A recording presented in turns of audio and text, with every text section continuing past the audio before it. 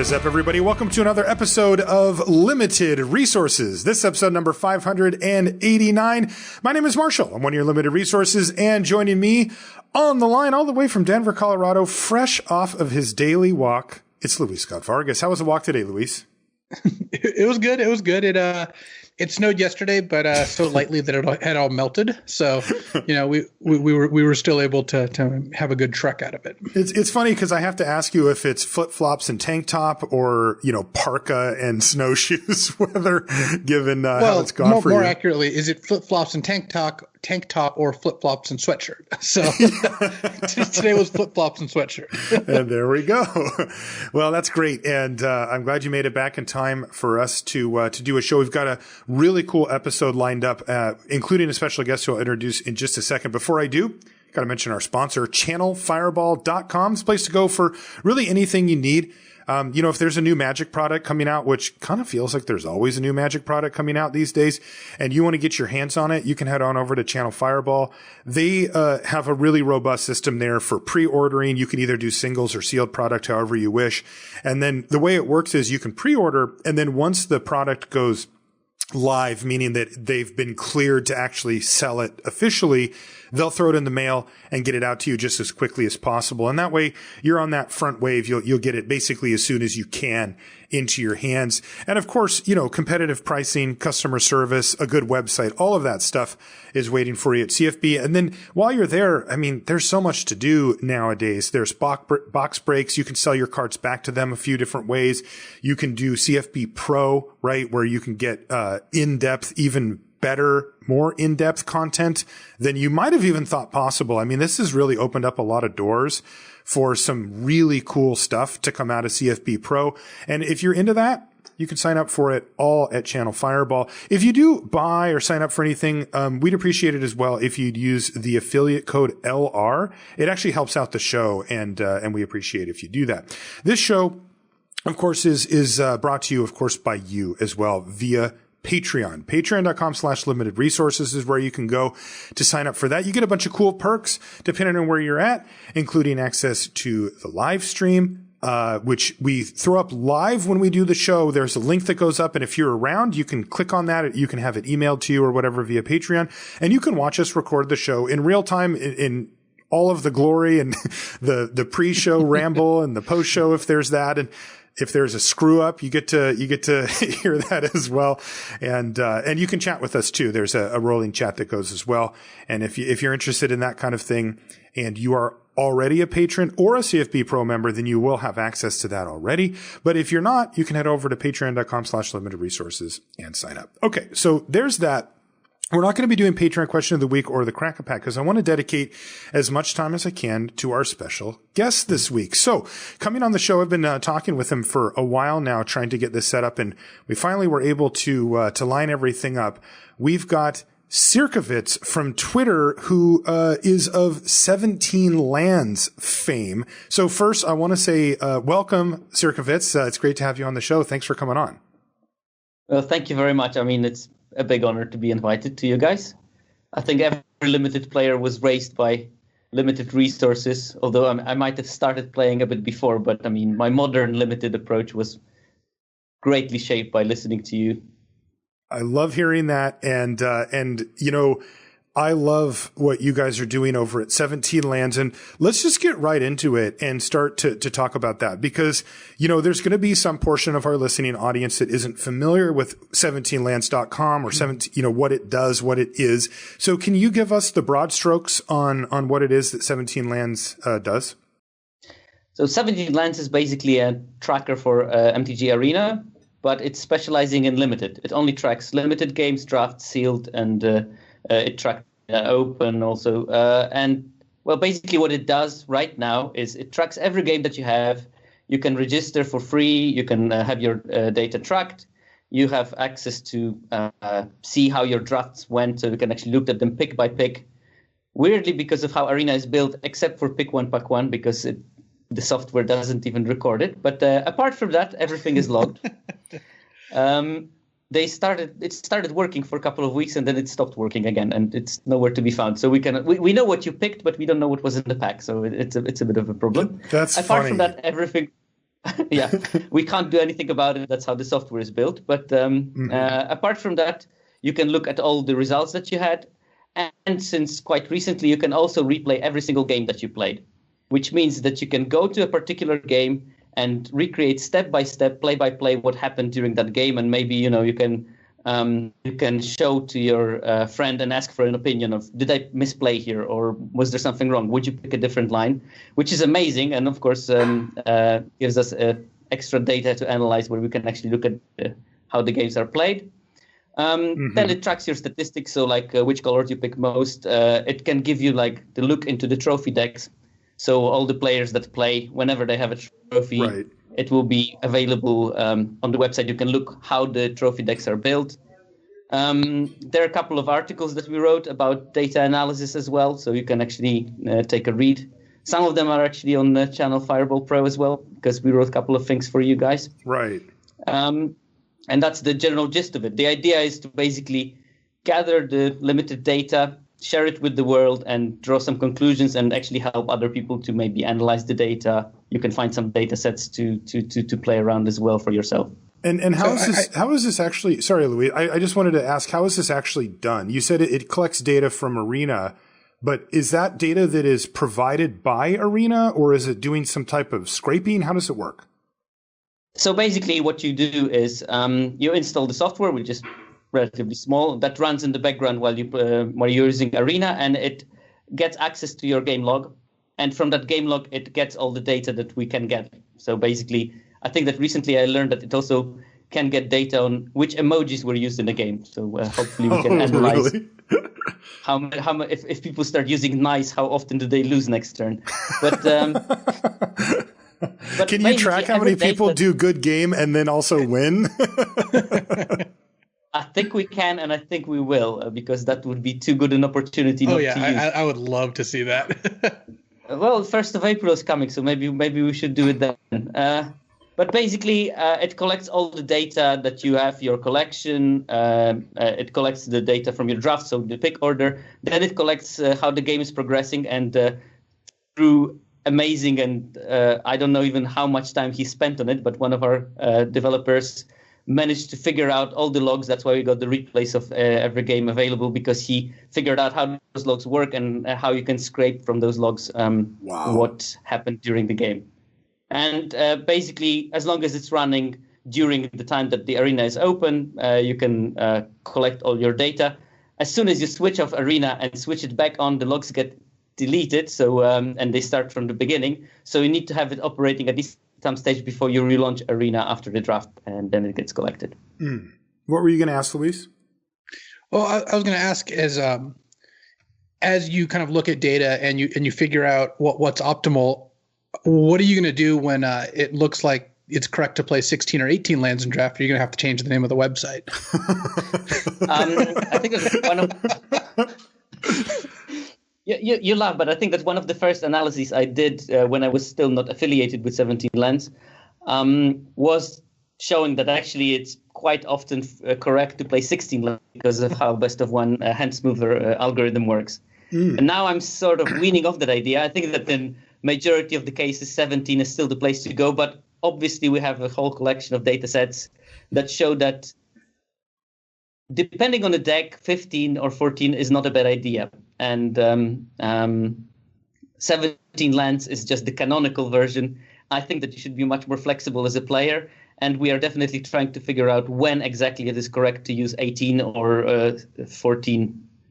And there are situations like that. I mean, prime example was cycling, where playing 12 was probably the place to be. Right, which was an anomaly, but it's yep. Yeah, and it's a lot of times it's about finding those anomalies, right? And I think that's where the data can certainly help. When we go back to when 17 lands was started, why did that happen? Who started it and why?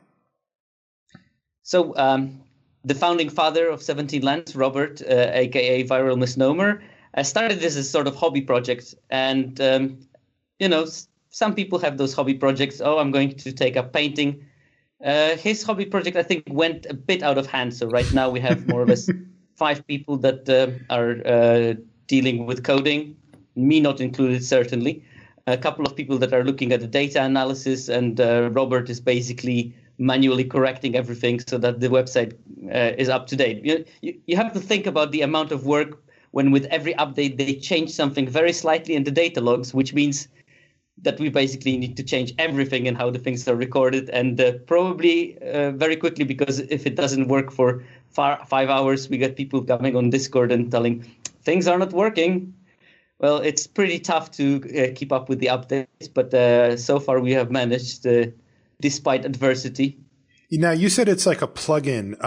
What does that actually look like if I'm a user? So I have Arena installed on my computer. What do I need to do to get 17lands running so that it's actually collecting this data? So there are a couple of ways of running it. I'm running it in Python in the terminal because on Mac that's the only available option. Oh, it doesn't work on the mobile, which unfortunately will be probably more and more popular because the logs don't work on mobile, I think. So it's going to be a problem. But if you if you run Arena on the computer, it just basically runs in the background. You don't see anything. I have it continuously on, and it just like from time to time when there is an activity, it logs new things and checks if everything is in order. But that's about it. It just basically, you have to give permission for the software to access your logs, and from then on, it all works under wraps. It doesn't have any kind of graphical user interface or. Okay, you can access your data through the website then? Exactly. You use the website to access your data, and then you have to go to 17lands.com with the 17, and then you can access all your details, and then you can retrace.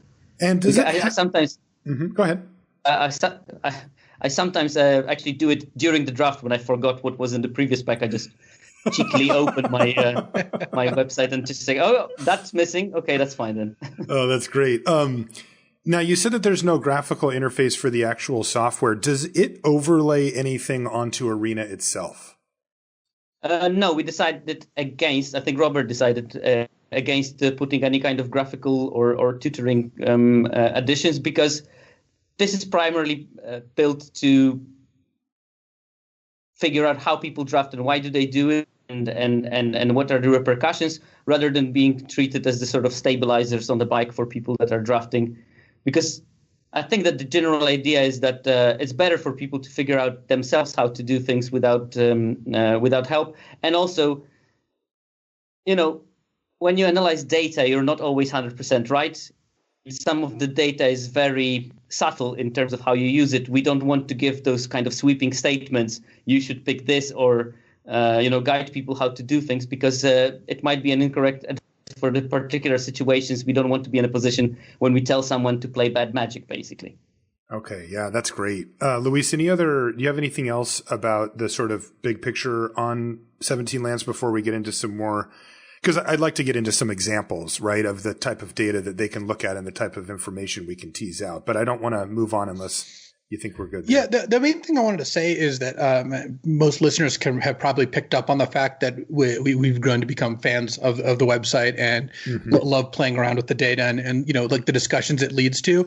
The data gets better if you have more people. So if anyone listening, is interested in this, I would encourage you to sign up for 17lands, because the bigger the data sets can be, the more accurate it'll be and the better conclusions you can end up drawing. Plus, as Pawel kind of went over, there's a lot of advantages to you to doing it. So I think it's an awesome project, and I love that, to kind of get some support for it. Yeah, I love it too. We wanted to, that was one of the reasons why we wanted to have you on here, was to support it, because I mean, this is limited focus data collection. Like, this is the most LR in our corner, yes, the thing that we want to see happen possible. And so we wanted to make sure that people were aware of this for us limited junkies, because this is a way, when LR first came out, we introduced some poker and other game theory, and also human cognitive, what is it called? I can't remember, but the things where humans fail cognitively repeatedly, like the different things that we talk about. Biases and fallacies? Yeah, biases, fallacies, exactly. Right. And we tried to combine those two things to help people actually improve at limited, like where their win rate would actually go up. Right. And then, of course, the magic component with the studying that comes in the form of set reviews and then constantly monitoring that stuff. But, that's great. And we're proud of where we stand on that and what the impact we've had. But, I think that the next step is going to be through data, right? Through large samples of data that we traditionally haven't had access to. And even people that have taken the time to like build a bot to scrape magic online and try to get what they could out of that or whatever, it was almost always focused on constructed rather than limited. And so 17 lands, is limited focused. And that's, I mean, to me, this could be the next big step on learning things that we just can't really get anecdotally. And so I'll back up what Luis said about doing that. Now, let's move on, though, to what kind of stuff do we see? What kind of things can we get? What kind of actionable learning can we have from these data sets? Well, you mentioned quite rightly that you did a lot of theoretical work because you say that you explored things based on intuition, and it doesn't differ that much from how science was built. Like lots of the theory in my field of science has been built in the 50s without proper data sets. Mm-hmm. But today we finally get the data to confirm them. And I honestly copied the approach from my day job into Magic, where basically... And what is your daily job? Just so that people know. I'm an evolutionary biologist / microbial ecologist. So I study communities of bacteria and how they self-organize, which is very similar to how Magic data works, because a deck is just an ecosystem and each card is a species inside of it. And I basically look at those things in this way. Yeah, no, I thought there was good overlap because it's like we're a big community of bacteria here, is what you're trying to say. that is the thing. I'm a parasite on the healthy tissue of society as well. So yeah. We infect any draft format that comes out. We all just rush over to it. Exactly. But, for instance, the data is vast and you don't know sometimes where to start biting it. And very often I will just go to very old episodes of LR. Mm-hmm. And I listen to them and I listen to the concepts, especially those level up episodes. And I listen to the concepts that are expressed there. And I'm starting to think, okay, how can I answer those things with data? And example was I wrote an article on CFB about the quadrant theory. Basically, that was so great. We did a whole episode on that, right? Here. Yeah, that was so great. Yeah.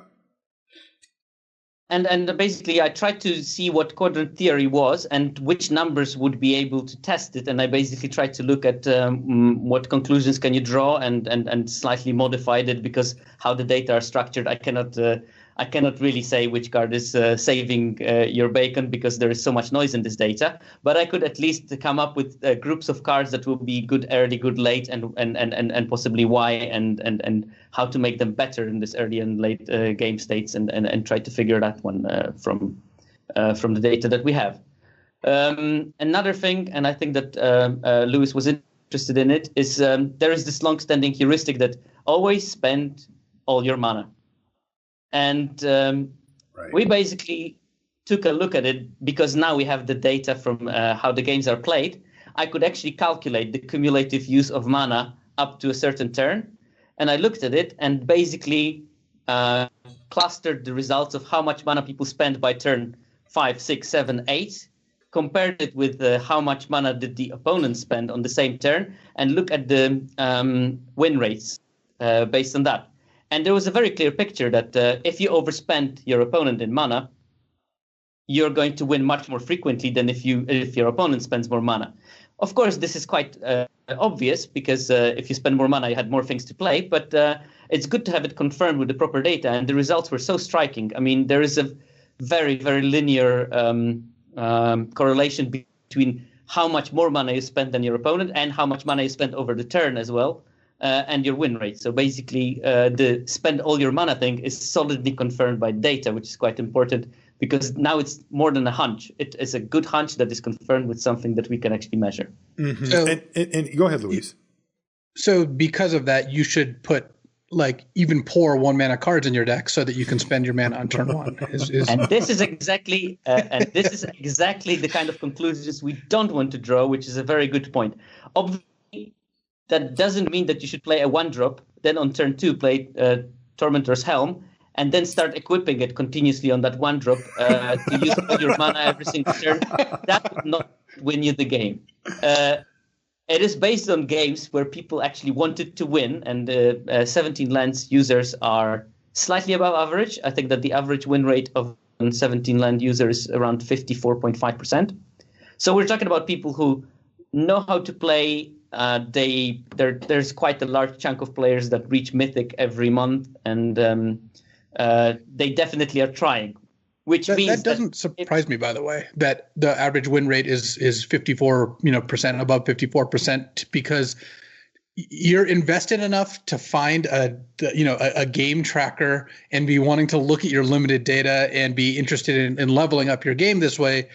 That's going to obviously select to a group of people who know what they're doing. And I know that you account for that when you look at win rates of cards, where you put that as the baseline win rate and you're trying to look at what wins above or below that. Yes, exactly. And we also try to look at the different percentiles of our users. So basically, recently we were looking at the win rates of a card when we took at the top 10% most successful users and the bottom 10% of most successful users, just to see, are there any cards that are better in the hands of a more successful? I don't want to say better because, every one of us had streaks of performing quite poorly. And it might be just variance, but I'm talking about the people that are successful in particular format versus people that are not successful in particular format. We are also looking at what are the differences. When you even look at the baseline, let's say the top % players have 65% win rate, bottom 10% players have around 43%.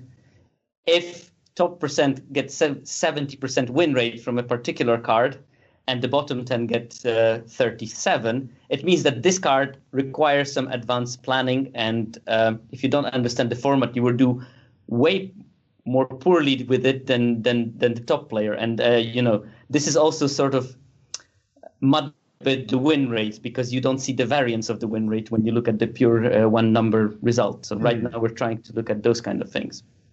Right. And so how do you approach that, by the way, what you can see, what you can't see, and then translate those things into actions, like the example that you gave about spending all of your mana. There's some baseline assumptions that you had to make about that the players were trying to win, right? That they were trying to build decks that would let them win, not just simply spend mana and shortcut to that. Because at the end of the day, are we looking to learn things about the big picture here?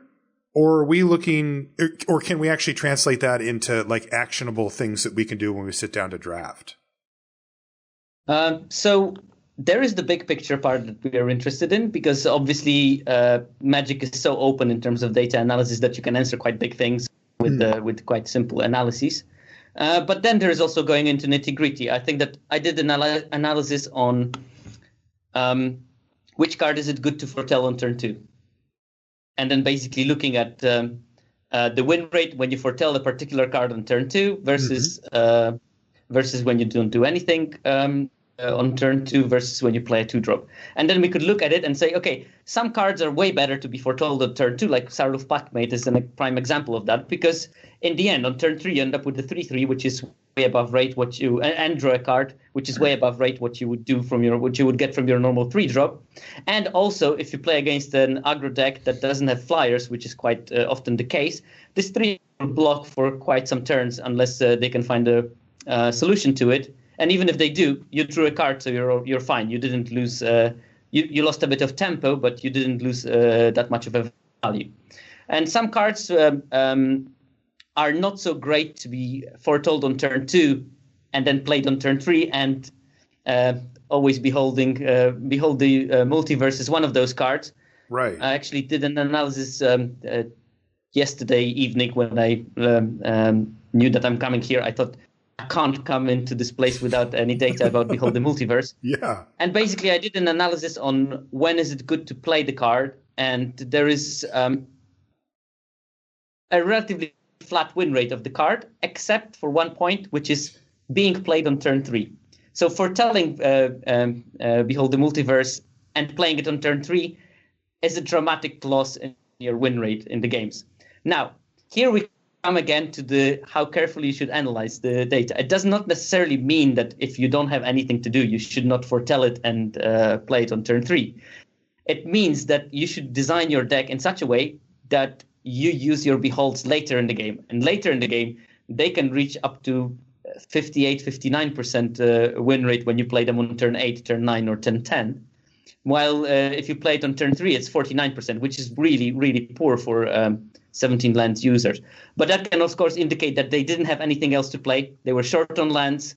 The game was already in a bad state, and this was their emergency plan, not something that they wanted to do. But basically, this tells you that if you build your deck, you want to build it in such a way that beholding on turn 3 is not your default, it's your emergency. So I think that it shouldn't be always beholding. You should be always beholding after turn 3. I like it. Almost always beholding. And it makes a lot of sense because, like, even if you look at, it's like the factors that you talked about where you're only doing this turn 3 if you literally have no other plays. It's also almost always really mana inefficient because on turn 3, you're spending 2 of your 3 mana. You're not spending your third. So I would expect a pretty big jump where when you foretell it turn 2, plays like a 3-drop on turn 3, and then turn 4 play Behold plus a 2-drop. That's just a dramatically different game. And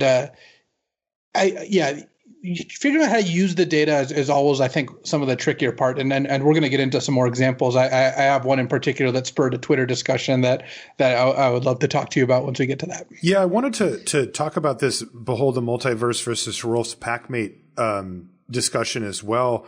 With regards to something that we've pushed on the show for a while, particularly for newer players who really need to kind of understand the fundamentals of limited before they can kind of spread their wings and fly and do silly stuff, right? And we call it cabs, right? Like cards that affect the board state. And I'm wondering, do you see a correlation there with, particularly in the early game with cards that affect the board, meaning creatures or removal primarily, I guess is what we're talking about, versus things like card draw or artifacts that augment things down the line or whatever, the type of cards that could generate something at some point, but that don't at the moment. Do you see any correlation in the win rates there? I did not look at that particular aspect. I didn't. So basically, you're talking about spells that don't put anything on board. Yeah, and how many you can get away with in your deck? I'm sure, yeah. Intuitively, I'm sure that putting things on board early is a way better strategy than not putting things on board early because, every turn, like example with Behold, you sacrifice turn 2 to foretell, sacrifice turn 3 to play it, then you play it 4-drop, and you're one removal away from being completely blown out by the opponent because they probably built some kind of a board state. And if you lose that one blocker, even if it's a good one, you're probably down to 6-7 life. If you have an explosive start with the Clarion Spirit, you might be dead by then. So that's definitely intuitively true. I would have to check the problem with this is defining cards that don't affect the board state stringently and then look at the proper data set, but this can be done and probably will be done. We talked I would about be curious. I never did particularly. Yeah, because I'd be curious just because, we've been pushing that for a while so, our take on it is that it's admittedly an extreme take on it, right? Like the optimal deck, it does include cards that don't directly affect the board. But, particularly for players that are struggling, especially if they're newer, or if they just feel like I just keep losing in draft and I don't know why, I think that these players tend to get really out of whack with cards that, they'll have too much equipment, not enough creatures, too much card draw, not enough creatures, too many cute artifacts or enchantments that do reasonable things, but are slow or again, don't affect the board right now where we tell them to go hard in the other direction and really just try to limit themselves only to those type of cards that affect the board, removal creatures and maybe some combat tricks, something like that. And then branch out from there. Because if you go to a local game store and look at, a newer player's deck, you're going to find a whole bunch of trash in there, a whole bunch of just random stuff that just doesn't do enough. And if it was just a vanilla creature with decent stats, that they would just find themselves winning a lot more games, which is why we advocate that. At least that's our hunch. I would be open to that. And then, of course, the interesting thing would be to figure out what optimal looks like, right? Where's the exact line? So I don't have the exact analysis that you asked, but I actually might have something that will give a good pointer to where the answer lies. I told you that I was looking at the data about percentiles of the players and top 10% versus the bottom 10%. Mm-hmm. And there are several categories of cards. Like some cards like Coma, every single percentile will have an increased win rate when they have it in their deck because it's just a bomb. And it doesn't matter if you are an average player, a player that is not successful in the particular format, or are you one of those top 10%, it will increase your win rate by roughly 5% just by having it in your deck. And there are a couple of cards that are tricky cards, as I call them, which vastly increase the win rate of top 10% players, but they do decrease the win rate of the bottom 10% players. Oh. And one example of that card that I have from the top of my head is Alrund, the God. And I think it has something to do with less experienced players being way too keen on playing it as a Raven and then losing the Raven at random combat or to random removal trick, while the better players may be playing more patiently and then accruing the card advantage that it presents in the later game. So you see that the top 10% win roughly 3 percentage points more when they have Alrund in their deck. Wow. The weaker players, they lose percentage points. So I have a question about this. Have you, you could look also if you wanted to, right, at when the average turn Alrund is cast by each of these groups, if that's like if that's something that you wanted to. It would be a very laborious thing, and probably the problem with this is because it's a mythic. The sample size would be small. Please join. Then we will have a bigger sample size. Why I think that's interesting is because my intuition is actually the opposite. I think that less experienced players are going to lose more because they won't cast it as a Raven and wait to cast the more powerful version. Because you remember I don't know if you remember, this is like a apocryphal Kavu Titan example where Mark Rosewater talked about how Kavu Titan's a 2-mana 2/2. It has kicker of 3 to make it a 5/5. And he won more when he didn't realize he could kick it, like when it didn't have kicker, than when he had kicker on it, because he would always save it to play it as the 5/5. And he used to, likes to point out, this is how more options aren't always good.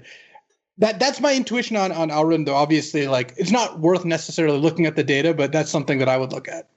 It might be very well. There's also a third explanation, which is I think also something that should be looked into, but I didn't check the data on that, is that the better the player, the more long games they're going to win. I think that it was Mike Sigrist that was saying that I always build control because I know that I'm going to outplay someone in the long game of Limited. And there is some merit to it. I mean, he's a good player, and I know I'm very prone to making silly mistakes. I play decent, and then one turn I lose concentration for a second, the game is over because I didn't see a reach creature, which are the scourge of any mediocre Limited player. Especially when it's some Minotaur that just has reach nowadays. Yeah, it's a random red reach creature. They should ban those. Jaspera Sentinel is a great one. I mean, things were lost to it. But there are a category of cards that is cards that top players have a slightly lower than their average win rate, but actually the bottom 10% players have a slightly higher win rate with those particular cards. And I looked at those, and most of them were aggro cards, which means that it should be a very useful pointer for a beginner player. Stick to aggro, try to end your games quickly, and then you will maximize your win rate, because you won't go into those long games where mistakes can happen when the board states get overly complicated and you have to really plan 4 turns ahead to make sure that you can carve the lane, and you will lose to a more experienced player because of that. Oh, that's really interesting. Another... Go ahead. I think that partially answers your question in terms of... It does. It is dumb aggro cards that increase the poorer players' win rates, while the aggro decks have a certain cap on how much they can achieve because they all look relatively the same unless you open some bombs. So the top players are actually losing slightly. I'm not saying that they lose quite a lot of their win percentage, but they lose slightly their win percentage because those decks are super fragile. If an opponent plays a bomb, you can't do anything about it because you don't have enough interaction. You don't have any kind of long game plan. Right. Yeah, that's so Cab's theory works. Good to know.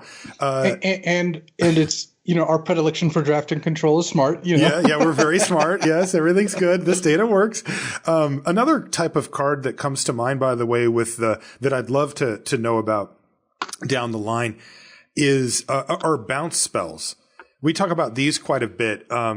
Pure bounce spells, like the Foretell one in the current set, or cards like Unsummon. These don't substitute for actual removal. And I would be really curious if better players were able to get more out of them than not, because I've seen this happen where, a good player will draft one and really wait for the right moment to try to get that card back, basically, response to an aura or a combat trick or killing a token, something where like they're getting roughly equal card value, where I've seen less experienced players be more prone to just kind of fire it off and just be like, yeah, just return that to your hand and attack you for 4. But then they don't really have a plan for when the person just goes, replay it, go. And then they're like, oh, now I can't attack anymore. And they didn't really wait for the opportune moment.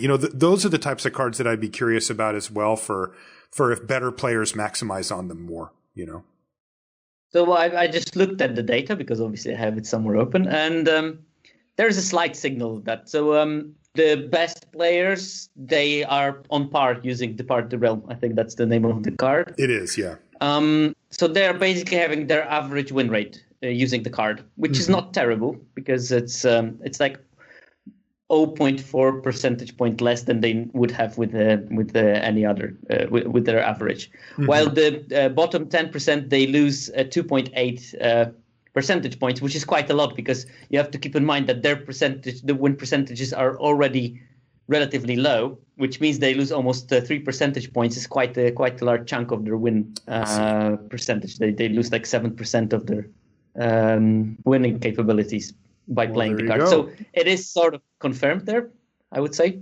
Yeah, that's really interesting. I would imagine build around cards have higher correlations in this way too, because those tend to be high reward, but also high risk if you don't utilize them correctly. Right. And build correctly and all that. Yeah. Exactly. I mean, and I have some really, really good data on that, unfortunately, based on relatively small sample sizes, but there are particular cards in this set, and I'm thinking especially about In Search of Greatness and Reckless Crew. Is it the one that creates dwarves from 1 to 2 ones? Yeah. Yeah. So I also noticed that these particular cards are a trap for beginner players. They play them way more frequently than the top 10% players. I also looked at the frequency that those cards end up in the decks of particular groups of players. And these particular cards, they are very, very, very, very rarely used by top players. But when they are used by top players, they have an insane win rate. Like Reckless Crew was used something like below 0.1% of time by the top players, and I think around 1% of time by the bottom players. But in the hands of the top players, it had something like 78% win rate, which was mad. It was small sample size, mind you. This is a very important caveat. This is someone who has 10 cards that work with it or something. Probably. But, I mean, and we're talking about a really good player, because having an average win rate of 65% over... I only looked at players that played 100 games and more for that. So I'm not talking about people that play one draft occasionally. I'm talking about people that play the game, but with different levels of success in them. So 28, and it's the same with In Search of Greatness. Maybe it's less spectacular, but it's still something like 70% win rate in the hands of the best players, but it's played very, very rarely compared to how the less successful players use it. Yeah, that's really interesting. Yeah, because I think that there's so much cool stuff, right? That there's rarity, right? Just do people overvalue rares? There's, I would love to hear comparisons to average creature count with regards to wins, because I just feel like the further people get away from playing creatures in many scenarios, the worse they are. There's so many times when people play random decent cards, but if you just said, if that was instead of a 5-mana whatever, it was just a 5-mana 5/5, like you'd just be so much better off, and win more cards that people overvalue and all that stuff. There's so much. One of the things that you mentioned briefly before, but I wanted to give you a chance to expand on here, and I know that a lot of our audience wonders about this, and I've wondered about it for a long time as well, is the hand smoother on Arena Best of 1 versus Arena Best of 3, right? There's a kind of an algorithmic thing that happens, right? Where it gives, you can tell me if you know more, but as far as I understand it, sort of the layman's look at it is that it looks at two hands and picks the air quotes better one. And that's the one that you get to choose from, which is why you have to almost never mulligan in Best of 1. What can you tell us about the hand smoother there and what it is and how it works? So the details of it are quite arcane. I think it actually takes 3 hands, which is quite an important thing because it really trims the rarer land combinations. So what it basically does is you will have a higher average number of lands per starting hand up till 16 lands in your deck. Above that, you actually have slightly fewer lands than in the normal game. So if you have 17 lands, your starting hand will have just slightly below what you would have in Best of 3. But what really changes in that is the distribution. So with hands moving, even if you have something like 15 lands, you will almost never get one lander hands. These happen rarely. I mean, they happen like once in 1,000, maybe twice in 1,000 hands. Wow. You will get a one lander. So you basically truncate the distribution. You will almost exclusively start with hands that have 2, 3, 4, and if you go really high end lands, you might occasionally get a 5 lander. But you will also very rarely have those. If you go to 12 lands, you will have one landers, and they will happen around 15 to 20% of the time. So when you think about it, the average doesn't change, but how the average is distributed changes quite greatly. And this means that aggro decks will have some sort of small advantage because they will almost always hit the third land. I think I have the data. Okay, so I have the data on chance of drawing fewer than 2 lands in the opening hand. And with 15 lands in the deck, it's around 17% when you have 15 lands in your deck in the Best of 3. And it's around 2% in the Best of 1. Now, this is a massive difference. That's insane. This is a massive difference. Yeah. Oh my God. You get 11 at 17 lands. You have 11% of drawing a one lander in Best of 3, and basically 0% of 1%. Let's call it for people that will be shuffler truthers of drawing that. Now, and it goes reverse. You will not get flooded as often, at least in your opening hand. The chance of drawing more than 4 lands in the opening hand when you play 17 lands is around 32% for Best of 3, and it's around 4 of drawing 4 or more lands, and it's around 22% for Best of 1. So the smoothing algorithm also does not make you draw those full land hands that often. It still happens, but it happens much rarely. And I think that the important is, I did calculate the sort of a rudimentary way, the probability of hitting land 3 on turn 3, and you have a much higher chance of that happening when you play Best of 1. So basically, if you play 17 lands, you have roughly 74% chance of doing that versus 68% in Best of 3. This is 6 percentage points, but it's still a big difference. You can reliably keep those 2 landers because you will hit your third land, and if you have the deck built right on 3 lands, you can operate quite smoothly. And the important thing is that you also, when you play 17 or 18 lands, you have a much higher chance of actually hitting the land 5 by turn 6 when you are having a hand smoothing deck. Wow. Did you guys basically reverse engineer the whole thing then? Yep. I mean, that's incredible. We basically reverse engineered. Wow. That was done I think that was done on Ikoria. I think it's May 2020. So it's been there for a while, but because I think that 17 lands grew quite a lot in the last couple of months, this was maybe less. Probably we should revisit it and maybe do a proper analysis with the game data. Yeah, because I think that's pretty cool. Knowing how the hand smoothing operates should be a big factor in how you build your decks. Because if you know what to expect and how the statistics of drawing lands, lots of us are basing how we build our decks on this seminal article by Frank Carstens. I mean, I have it in my bookmarks just because if I want to make some kind of a greedy splash, at least I want to try to motivate my greed with numbers. And usually I fail, but I still check. Carstens like the original 17 lands. Yeah.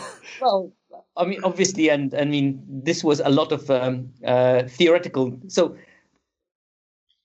there were theoreticians. That's basically you guys with the heuristics that were developed in Limited.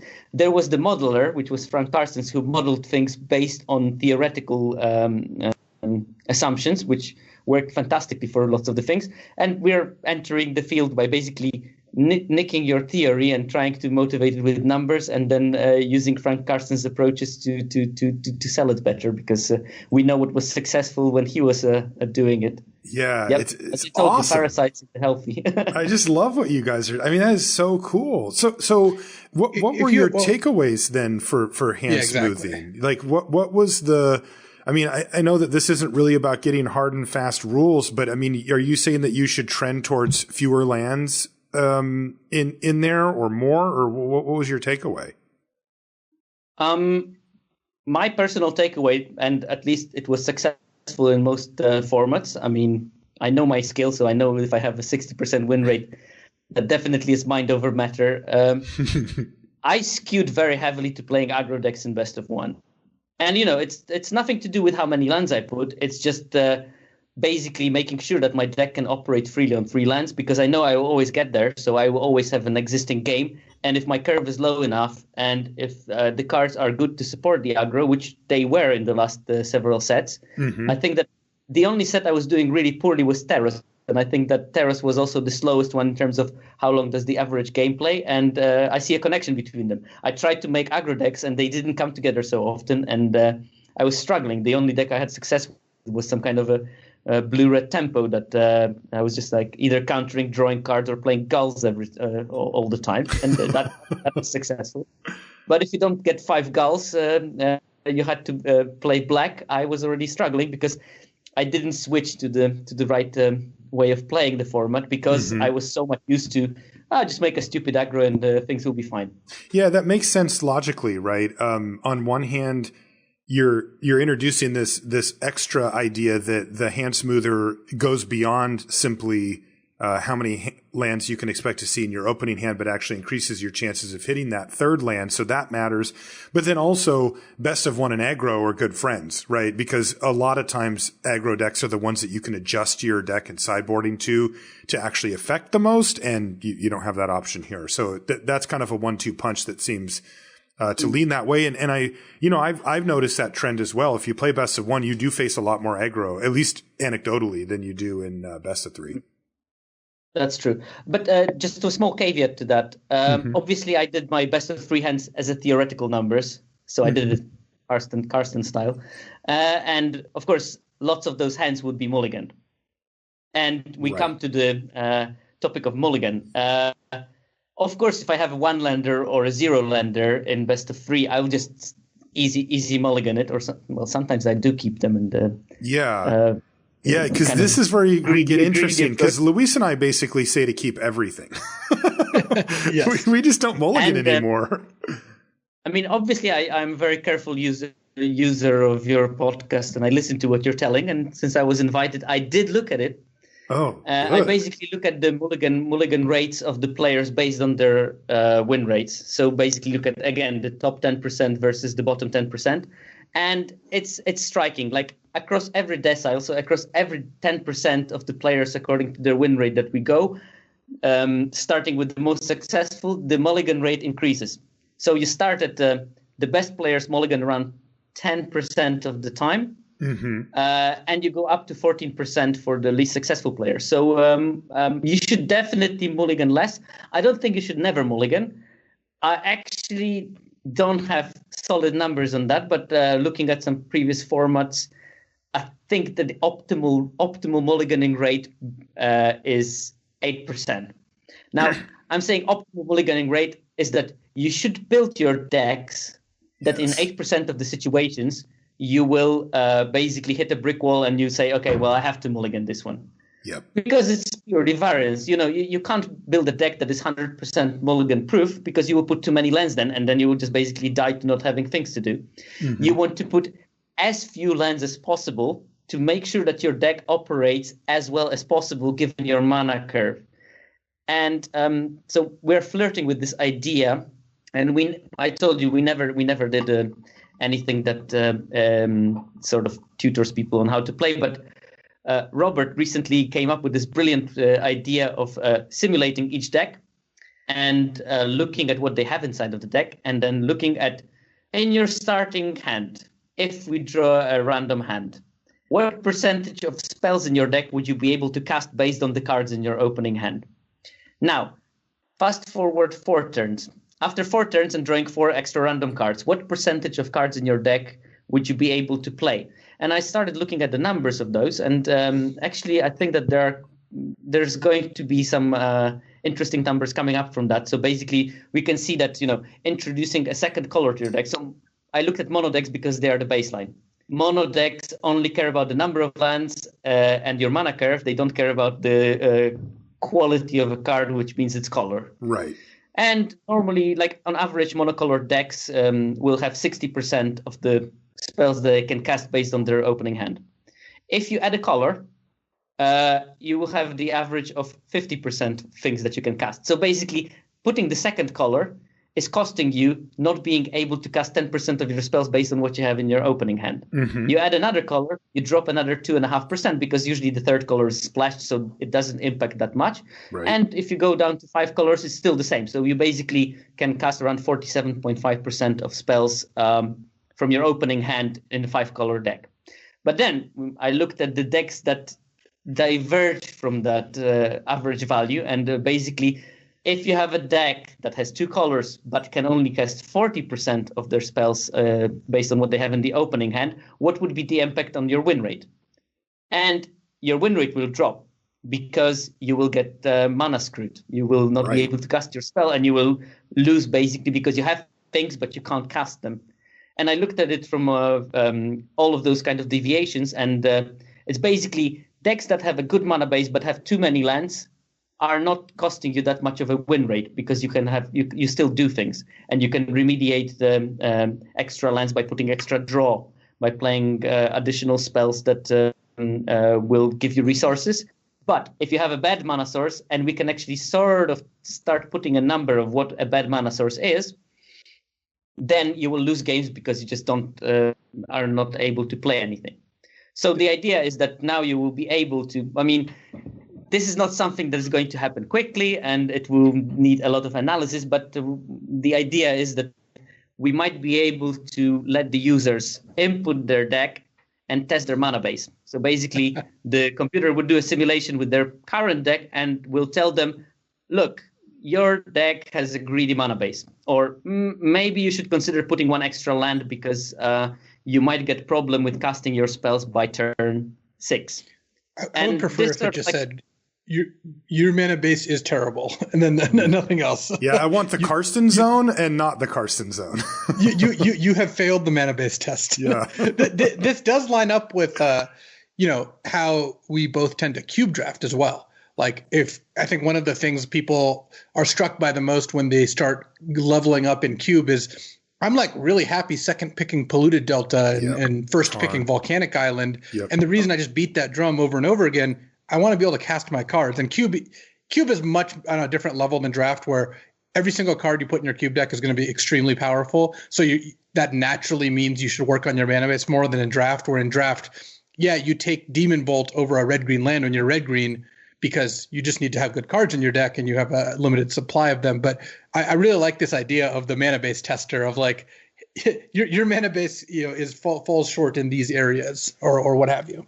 Yeah, but exactly. If we get then, if we fine tune which data is an indicator of what is wrong with the mana base, then we can actually sort of be able to see if it's because there is not enough lands, or is it because the lands are not diverse enough? Maybe that splash was really greedy, and you should consider not having it, unless the card is super powerful. Maybe there are some caveats to that. I mean, yeah. My hunch would be that. Yeah. Well, yeah. I mean, yeah. My hunch would be that a lot of it has to do with double mana colored cards, right? Like those ones, like if that's one of the big things that stood out to me when I first started getting access to professional players and covering them for coverage, was that if they were two colors and they had a spell that cost like, say, 3 or 4 mana that was a double mana color, but it was in their secondary color, so maybe they only had 7 sources or maybe 8 sources of that color, they would look for a reason to not play it or to really ask themselves, do I need this in my deck? Where people at my local level were just like, you're red-green, you're going to play the card no matter what. Now, sometimes the pros did end up playing that card, and fine. But a lot of times they didn't. They said, I just can't justify it. I got a 10-7 mana base. I don't want to have a 3-drop that's double red when I've only got 7 mountains in my deck. And they would cut it even if it was a pretty solid card. And that, always surprised me. But that's, I think that if we were able to tease that out, that would be one of the big factors that determine that, are those double mana symbols, Yeah, and again, I mean, this comes back to this hands moving, especially when you play low land count decks. You really want to be careful with those double costs, because, you will draw 2 lands. The chance of playing something that is double costed is going to decrease. If it costs 3 mana, you have to you want to have 2 different lands. But then if you keep a 2-lander, the chance of drawing that extra mana in a particular color is much lower than if you have everything with 1 cost and you can operate on 1 mana of each color. That's right. That's a natural thing that comes from it. I just wanted to ask you, because it just kind of occurred to me, it's like there's not that many people that have access to what you have. And what I mean by that is you not only have access to the data set, but you also have the skill set to be able to put it together and interpret it. And you're one of the few people that when you're drafting, if you have that question that we all have where you're like, I wonder if this card's even good, or, I wonder if I should even be splashing this, or should I have mulligan that? You can go crack the knuckles, fire up your Excel spreadsheet and find out the answer. That's got to feel pretty cool. I'm not saying I'm doing it all the time, but I'm implying it very heavily.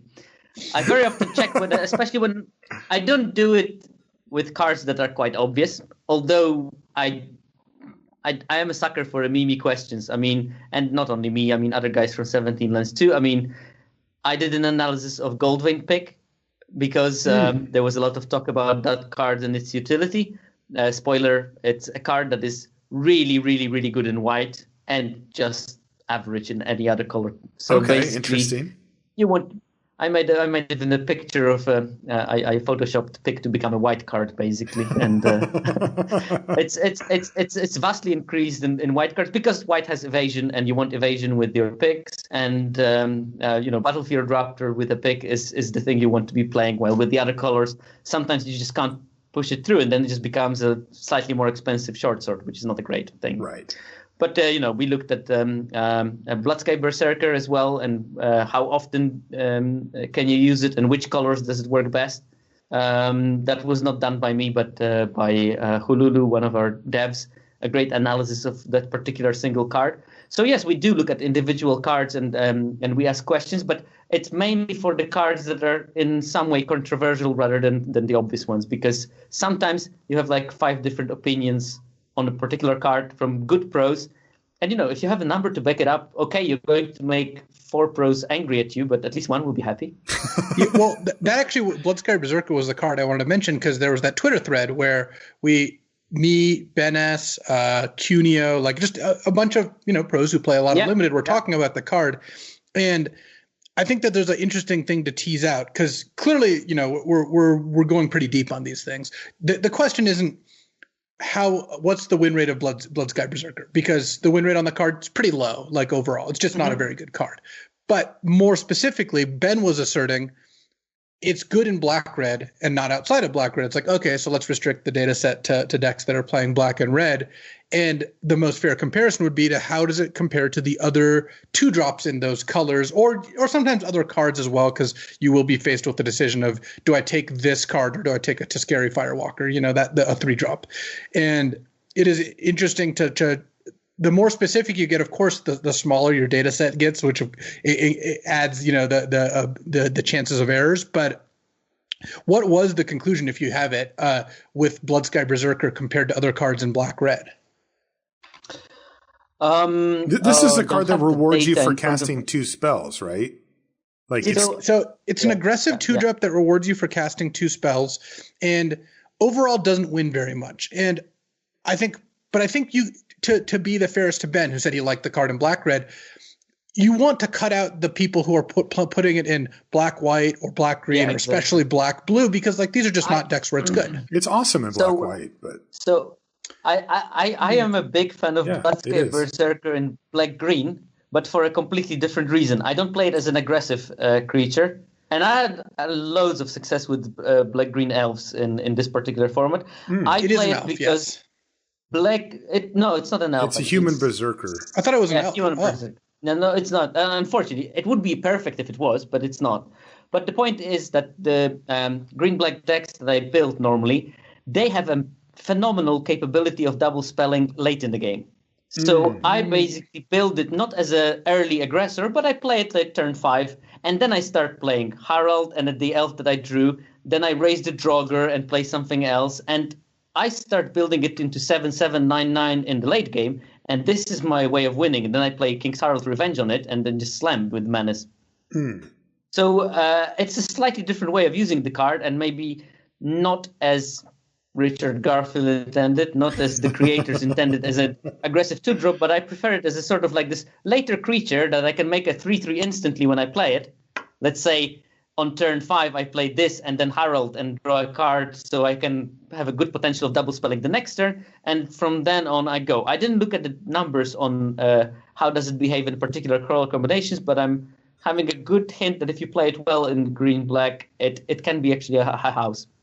But this is pure punditry. This is not data-based. Right. The point is, I was not doing the analysis on that particular card, but Hululu, who did it, he did look at the capability of decks to double spell into late game, and if I remember correctly, there were some non-obvious conclusions from that. Yeah, that's interesting. And, this kind of brings me to what I wanted to wind our conversation down with, which are, we're talking about interpreting data here, right? You're taking a large amount of data, you're looking at certain sections of it under certain ways, and then we're attempting to make some type of conclusions. And sometimes, your confidence level with those conclusions is quite high. There's, like you mentioned, a really direct correlation on some things, and other things, less so. How do you go about interpreting this data? And I'm wondering specifically about maybe if there's any pitfalls or traps that you could fall into, that could lead you astray and, maybe make this data, not as good, like maybe even hurt you in some way. How do you approach that problem? Well, I mean, the biggest pitfall is to look for data that confirm what you want to believe in. And this is like a huge trap. And you have to keep in mind, I work in science, and I've been trained rigorously not to trust my own opinion and to test it in so many ways until I can say, okay, this looks quite solid. So I will try to exhaust my ways of analyzing the problem. And I'm also not afraid of putting out a post that says, I don't know, like I did it yesterday when we looked at, is it good to boast on turn 2 with the Usher of the Fallen, or is it better not to? And I looked at the data, the win rates are identical. So I say it's a call that you have to make. If you don't have anything to do, boast by all means. If you have a 2-drop, think about it. Think about how you build your state. What are your biggest problems? Does the deck look like it is fragile to early aggression? Maybe you want to play a 2/2 then, because then you sneak more damage before they actually can start defending. Do you have removal? I don't know. What is your plan? So do that. I can tell you that the 17lands users boast twice more frequently than they don't boast when they attack on turn 2, which is a sort of indicator, but it doesn't impact the win rate, which maybe means that they don't have anything to do on turn 2 in some of those cases. But it isn't an inconclusive result. You still, the data won't play the game for you. You have to use it to aid you, but you really want it to aid you. You don't want to build your own ego by being right in the, there is pub quiz for that. You go to the pub, you answer questions, and they will tell you if you're right or not. If you want to play better Magic, just make sure that data is a servant and not the master. And there's another trap, like what I think that sometimes people analyze data just for the sake of analysis. And I think that with some degree of pride, I think that in 17 lands, we always want to have an underlying theory question to the things that we try to interpret. We just don't want to make a super complicated data set that doesn't tell you that much about the nature of the problem. We want to have this kind of pragmatic approach where you see the data, it answers the question. We can give you whenever I write a thread about a particular card or about a particular archetype, I try to write what are the limitations of this data set, because there's always some of them, and especially if you're not data savvy, you might fall into some traps of oversimplifying the analysis and say, well, that's just like that. You always do this. It's not that simple. There's always, as in all the other heuristics, there's always cases where you shouldn't do certain things that has a higher win rate, and you should have the judgment. The only difference is that we can maybe better quantify how often this is the right thing and how often it's not the right thing. And if you go deeper into the data, you might actually see why. And this is the big question. Why is it sometimes better not to play your 2-drop but leave the mana open? Why is it sometimes better not to develop your board because they might wrath you? And what are the situations where that's a better play? Well, that's why Magic's awesome, is because you can't distill this into rules that are that firm. Heuristics are awesome, and data is going to point you towards heuristics, right? Like ultimately that's what you're trying to build is hey, you should more often, suspend this on turn or foretell this on turn 2 than this, or you should more often play 16 lands instead of 18 lands. But every deck is going to have some unique characteristics that'll change those things, and identifying that. I mean, that is also what divides, I think, the best players from the tier below is knowing when to break those rules and when to do these things. You talked about cards that perform better in hands of good players and and worse in hands of less experienced ones. And this is not something that we're new to, right? I remember during Innistrad, when my opponent played a Ghoul Color's Bell on turn 1, it usually signified that they were either quite good or were quite bad. They didn't know the format, because the only people who played those were people who really knew what was going on and knew exactly how to build with the card, or people who put it in their deck when they shouldn't. There wasn't much of a middle ground there. And that's kind of what's awesome about kind of this project, this overall vision that you guys have, is it leads you down the path of showing you what best practices are in most cases, but it doesn't really remove the part of Magic, which is, hey, you have to understand this stuff well enough to make your own decisions when the time comes to make those decisions. Yeah. And, one of the things that pops up too are the big picture trends, right? For every one of these card level deep dives that you do on 17 lands, and there's an article or something that we can kind of pull from it, we can add that to the bigger kind of collective ideals that we've put together about how to play limited from a big picture perspective that give you that heuristic or give you that baseline so that you have a fundamental understanding of how limited works. And then you can find those exceptions as you work your way through. We try really hard on the podcast to espouse these fundamentals for our newer players so that they can have that foundation to build from. And, each time we talk about any of these cards, we get to add to that broader data set, if you will, that broader idea of limited is about creatures, or it's about, you need to use up your mana. You want to have a good mana curve. And we're reinforcing these ideas, on a card by card or interesting anecdote by interesting anecdote basis. And that's really cool. So, yeah. Anything else, by the way, that either of you want to add to the discussion before we call it a show here? Luis, did you have anything else for Sierkovitz here? No, I mean, I assume that overall the best way to tell if a card is good is just check the win rate when cast. But other than that, I think we're pretty good on analyzing the data here. Okay, we'll let you do that. And then for you, Pawel, I wanted to give you a chance. How can people find you? How can they find out more about 17 Lands? How can they sign up, support it, all of that kind of stuff? So the easiest. You don't need to find me, you need to find 17 lands. And for that, the easiest way is to go to 17lands.com and find instructions how to install the software. You can find, you can just browse and see if it's something that would interest you. Some of the installations might be tricky, especially if you're on a Mac. And if you have any problem with that, 17 Lands has a link to their Discord, where you have basically 24/7 technical support, and I never seen anyone that left with the problem unsolved. So they always manage somehow to help people to install it, or if there's something not logging, how to fix your computer. So that's pretty useful.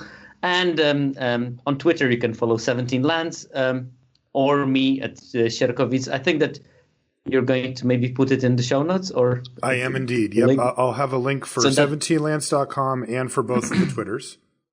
Okay, that's fantastic, and that's the easiest way to find us. And so, if you have some ideas of what analysis can be done, or if you're curious and we have time on our hands, which is rarer and rarer, but we try to answer the very trivial questions if we can find it. What you can also do is, if you like analyzing data, 17 Lands recently made some sample data sets available. I think that there is one for Kaldheim, which has, I'm not sure if it's 200 or 300,000 games in it. Wow. So you can play around with that, and that's very easily accessible as a CSV, so anyone can really open, figure out what's going on in there, and look at different parameters, and just see what you can get it for yourself, and explore the data structure, and see if that's something you want to contribute to in the future. And speaking of contributing, I assume that the big data arena game is just littered with cash, and that everybody over at 17 Lands is just swimming in money 24/7. Is that accurate, or could you maybe use a little support? I'm actually going to take a swim in my gold coin pool just after I'm finished with the podcast. No, I'm kidding. I mean, honestly, this project is a hobby project, so it's not profit driven. However, the number of data that we generate, and especially with the increasing user base and Arena getting more and more popular, the problem became when Robert, the founder, had to actually literally pay it from his own pocket for the bandwidth to get all the data in. So it would be very, very, very, very kind of you if you could join the Patreon and support us just to get enough bandwidth to get all the data in, and so that Robert does not have to starve for every second day of the week because he has to pay for the data transfers from some obscure servers that I have no idea about. And the Patreon link can be found on the 17 Lands. I would strongly encourage, if you like what we are doing, and if you would like to support it, to chip in. It doesn't cost much. So there you go. So again, I'll have links for 17lands.com and the Twitters for both 17 Lands itself and for Sierkovitz here as well. Hey, I wanted to say thank you for coming on. This was very eye-opening. I think we all learned a lot, and I'm really excited about what you guys are doing over at 17 Lands for us limited players. Well, thank you. It's been a tremendous pleasure for me to join. I remember like a year and a half ago, I was going to GP London, listening to you guys on a 6-hour train ride, listening to the whole card evaluation show, and 1.5 years later, I still didn't make 2 on that GP, but I'm a guest, so Hey, you got to win some. If we don't have a very large sample size, but so far, you're the correlation between you playing in GPs and making day 2s could use a little bit of improvement. But that's actually not true. I made day 2 in the first 5 GPs I played. But there we go. Look at that! Look at that! Thousands, but no one even remembers that. But in my last 2, I didn't. So I probably deteriorate with age. That's my hypothesis. Yeah. As we all do. You know what we say over here is, what have you done for me lately? Yeah. Well, again, the correlation with you coming on the show and it being an interesting discussion is so far 100%. Yeah, this is great. So thank you very much for coming on. Thanks, guys. And we will have you back again shortly. I can guarantee that. If you want to find us on social media, I'm Marshall_LR and Luis is LSV. Again, I'll put the links in the show notes for all the 17lands stuff if you're interested in trying that out. I want to mention our sponsor again, Channel Fireball. You know, there are a few articles up on CFB done in conjunction with 17lands. And so you can get an idea for what some of those deep dives look like and what the data looks like. You can also manipulate and look at some of the data over on 17lands on their site directly with some of the articles that they have up to give you an idea for, breaking down things by color and that kind of stuff. It's really interesting if you're kind of data-minded person to poke around at that stuff and figure out what kind of things you can pull from it. And also, if it backs up your hunches and your takes on stuff as well, which, we did some of that here on the show. So you can kind of do that yourself as well. So Channel Fireball has that. And of course, if you want to sell your cards back to them, there's a couple of different ways to do it. There's U-Box We Buy. That's, mainly made for people with like a collection or a kind of a pile or a box of cards that they just want to get rid of. It's just like, I don't want to deal with this. I want to see how much I can get for it. You just send it in and CFB will quote you a price on it that you can accept or not. And that's it. It keeps it simple for you. Or if you want to do it card by card, you can go through still and add them individually. And then you'll see exactly what they're paying for each of those as you go. And you can say, I'll keep this one. I'll sell that one and go through and do it that way. So whatever suits you, they're going to have it over at Channel Fireball. Make sure that you check them out. And of course, everything related to this show is available on lrcast.com.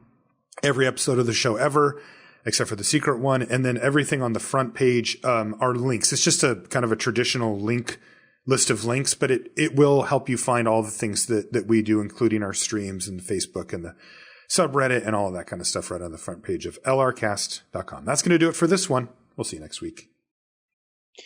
So for today's sign off, I actually wanted to do a kind of quick review of Magic Legends. I did a stream yesterday. It was a sponsored stream. They asked me to stream it. And I did a stream yesterday where it was my first impressions of the game. So what it is an ARPG, an action RPG, kind of like a Diablo style. And I was a huge Diablo 2 fan. I played a lot of Diablo 2. I haven't played a game like that for a while now. Magic has continued to expand and take up all available space in my gaming time. Mm-hmm. And it was pretty fun. So how it kind of works is, you choose a character, you can choose one of the, 5 colors, and each of the colors has a different kind of suite of spells they cast. And you run around a map, you fight things, you pick up loot and experience and whatnot. And so some of the twists that it had compared to what this archetype usually has or this genre is, you had like a deck of spells, and you start with 2 spells active, and I worked my way up to 4 active at a time. I think that's the max. And instead of just being able to cast any spell from your deck when you want, it kind of simulates or kind of has the theme of you drawing the spells, kind of like you're playing Magic. So let's say you had your deck is 12 cards. So you had 12 different spells in your deck and access to 4 at any given time. And when you cast one of them, it replaces itself with whatever a next random spell. So I really liked that part of it. I thought that was cool, where you, instead of just, how, like I remember in Diablo, you would focus on 1 or 2 skills and basically just use those over and over again. Here, you're kind of at the mercy of your deck, but that it adds variance, which means you have to choose, when you're deciding which cards to upgrade, you're not going to draw the same card over and over again. I mean, you're not always going to have access to it, though you do cycle through your deck, so you do cast the same spells kind of routinely.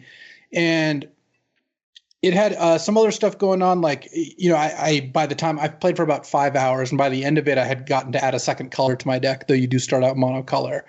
There was a lot of summoning, more than I expected. So I chose the Mind Mage, the Blue Mage, unsurprisingly. But all the colors had a lot of summons where you summon, like I summoned Water Elementals and Illusory Soldiers and Academy Wizard.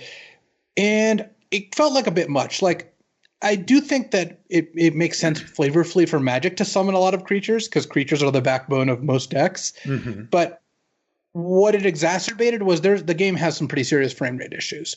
Like when I was playing it stuttered a lot. And that did definitely take away from the experience, especially when you're summoning. Sometimes I had 10 things. You don't have to control them. They do it the thing themselves. And some amount of that is definitely cool. But especially there was a couple like adventures where these like scenarios where you have other players with you, and when we're all summoning 10 things, there's just like 30 of our things on the screen plus like 20 enemies. It became just like way too much to follow, and again exacerbated the kind of frame rate issues that the game had. I enjoyed what the spells were, and like some of them had really cool effects. Like I had a tidal wave, and you shoot this gigantic tidal wave that knocks everything back, and that was like a really satisfying spell to cast. Like that sort of thing really matters. The feedback you get when you cast it, and the graphics were very cool. I wish they'd leaned a little harder into Magic, which is kind of funny to say. Where like I got to fight, one of the final bosses I got to fight in one of the scenarios was the Avenger of Zendikar or Noyandar, like the Merfolk, and that was awesome. I was like really into that. But a lot of the enemies you fight are vaguely Magic named, but not like actual Magic cards. And then a lot of the spells, I expected the spells to be way more tied to Magic cards, but they kind of weren't. It was like summon water elemental and like, psychic wave and stuff. And I did have sleep, which that's a Magic card for sure. But I would have hoped there to be more like, I don't know, like a Sonic Blast and just basically like classic Magic cards. I don't know why there weren't more of those. And maybe I need to get further into the game to see that. It would have been awesome to lean more into the Magic flavor, though.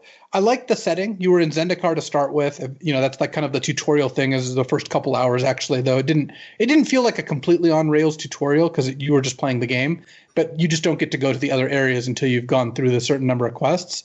But then I went to Shiv with a red plain where there was like a bunch of goblins and I met Squee. And so they did hit a lot of the notes I'd be looking for in a game like this for sure. So maybe as you get through it, the Magic flavor increases, but I was hoping for more one-to-one analogs of Magic because that's one of the strengths of the game, right? Is like it's got the Magic universe and the IP to work with. Yeah, I want to lightning bolt something for sure.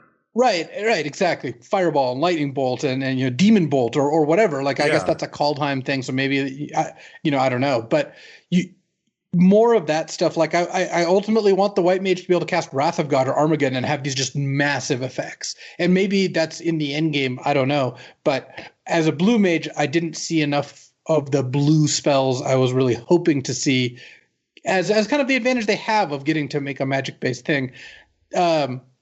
I enjoyed my gameplay. I had a good time playing it, and it's tough for any game I ever play to compete with drafting Magic the Gathering. There's a reason I'm here on this podcast. There's a reason I'm a professional Magic player. Like the bar to clear of cube draft is impossibly high. So, just because I don't get completely start jamming a game doesn't mean it's not a game I don't enjoy, or it's not. It just means that drafting is like really hard to defeat for me.